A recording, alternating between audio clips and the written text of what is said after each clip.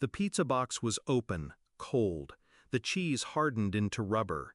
Candles sat unlit on the cake. And there he was, my father-in-law, slumped in his chair, staring at the door like hope had already died.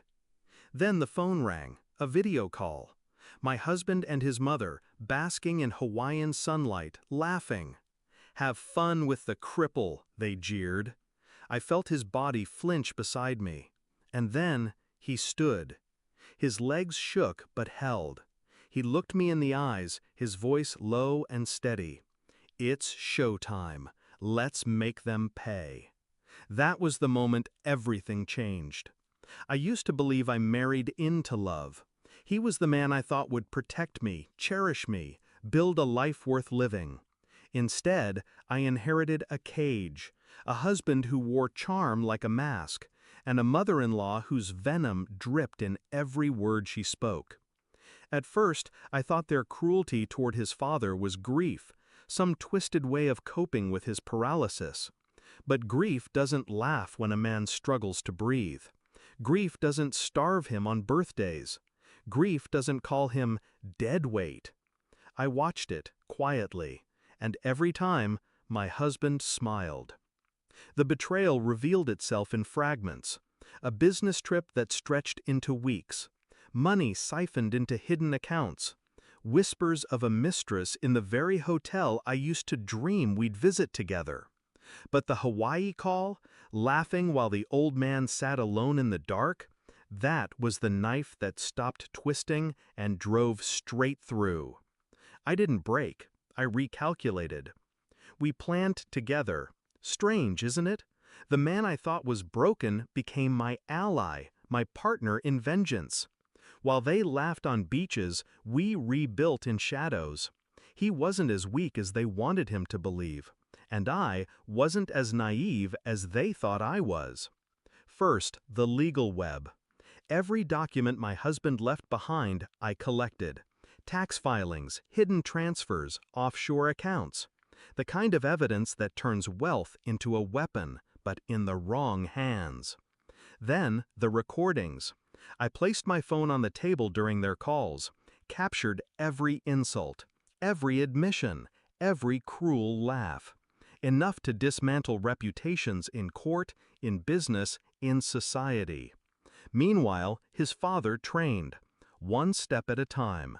Behind closed doors, he forced his body to remember strength. Not perfect, not painless, but progress. The man they abandoned became the cornerstone of their destruction. By the time they returned from Hawaii, tan and smug, the trap was already set. I greeted them at the door with a smile.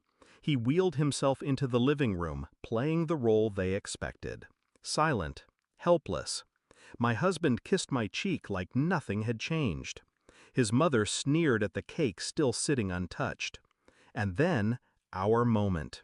He rose, slow, deliberate, every step echoing like thunder. Their faces drained of color. And before they could speak, I pressed play on the recording. Their voices filled the room. Cripple, dead weight, laughter sharp as glass.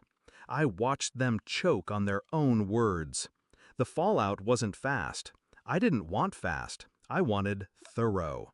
The evidence went to the courts, to the press, to the very boardrooms that once respected my husband. Fraud, infidelity, elder abuse. It unraveled him, piece by piece, reputation by reputation. His mother? She wasn't spared. Her own words, her own laughter broadcast in every corner of the family she pretended to lead. She became a pariah in her own circle. I didn't need to scream. The recordings screamed for me. The climax wasn't a fight. It was silence. The kind that settles when power shifts, when the mighty realize they've been small all along. I looked him in the eye, my husband, stripped of everything, and whispered, "You taught me silence. Now drown in it." Now the house feels different, lighter. His father, my ally, sits at the head of the table, no longer invisible, no longer mocked. He may walk with a limp, but his presence is a fortress. My husband lives in exile of his own making. No money, no status, just the echo of laughter that once belonged to him, now played back as evidence of his downfall. And his mother? Well, she has no one left to poison. Revenge isn't about fire. It's about patience.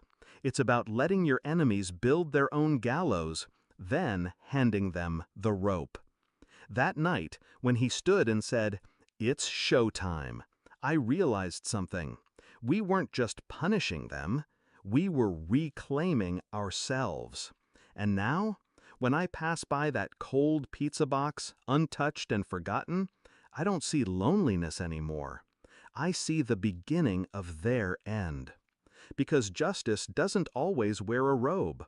Sometimes it wears silence. Sometimes it wears a smile. And sometimes it wears the legs of a man they thought would never stand again.